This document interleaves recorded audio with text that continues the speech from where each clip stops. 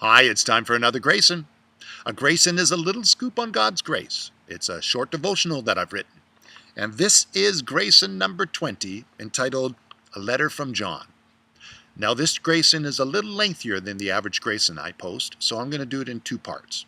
Part 1 will be John's letter to God, and Part 2 will be God's response to John's letter. Here we go. It reads like this.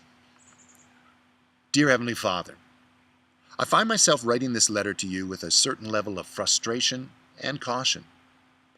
I write with frustration because after 27 years of knowing you, I'm not quite sure what to make of this Christian life anymore. And I write with caution because I'm not quite sure how you're going to respond to what I have to say. But here goes nothing. I think you know, when I grew up, I went to church a lot as a kid. I heard about you every Sunday and sometimes even during the week if my parents brought up the topic. I was just 9 years old when my Sunday school teacher talked to me about the problem of sin and the importance of surrendering everything to you.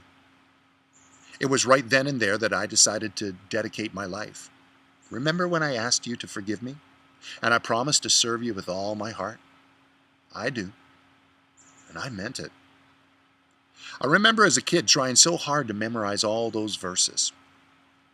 I think I scored perfect attendance 3 years in a row on Sunday mornings. Even though I often didn't know what the pastor was talking about, I was there. If I got bored, I would just count the number of tiles on the ceiling in the sanctuary and wait for the altar call. Those altar calls. They were something. There were times that I felt close to you.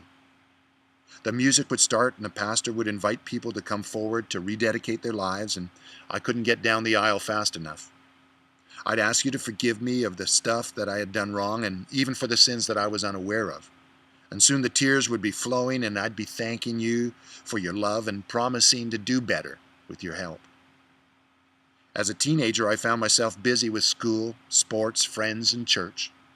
I really tried hard to keep you first place in my life, but as you know, quite often that wasn't the case. Thank goodness for youth group. Every week I'd get together with other church teenagers and we'd hang out and learn more about you. Our youth pastor was the coolest guy. He was crazy and fun and played great guitar and always challenged us to make a difference in this world by serving you. He kept us really busy with retreats and summer camps and mission trips and car washes. And I even served on the worship team for the youth group. It was awesome. By the age of 23, I was attending a brand new church called Freedom House. It was geared for those who really didn't like attending church. We were really progressive and non-churchy in the way we did things. I served on the leadership team of the young adult group and was in charge of sound and tech for our weekly meetings and any special events that we had. I attended conventions, helped with planning out outreach events, and enjoyed some real good friendships with others who were really committed to you.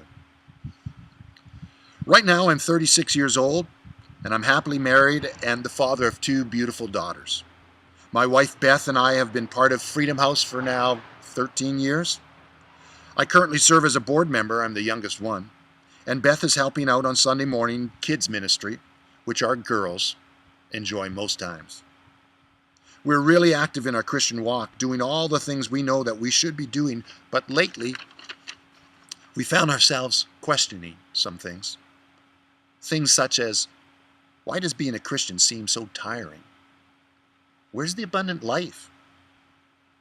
Why does Freedom House now seem like every other church there is?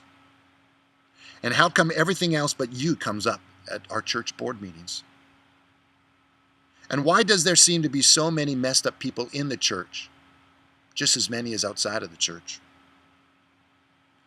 Now, I don't mean to complain, and I hope this doesn't upset you, but we've even been questioning you. We read in your word that you'll never leave us, but honestly, there are times that you seem so distant. We know that we must frustrate you with some of the stupid things that we do at times, but we are really trying to be faithful.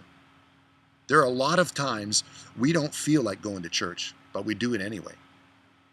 So, Father, if I can ask, what's going on? Why, after all these years of committing our lives to you in service, do we find ourselves so hollow? Could you make some sense out of this? Beth and I are at a place where we feel like just giving up. We've come to the end of ourselves. Sincerely, your servant, John.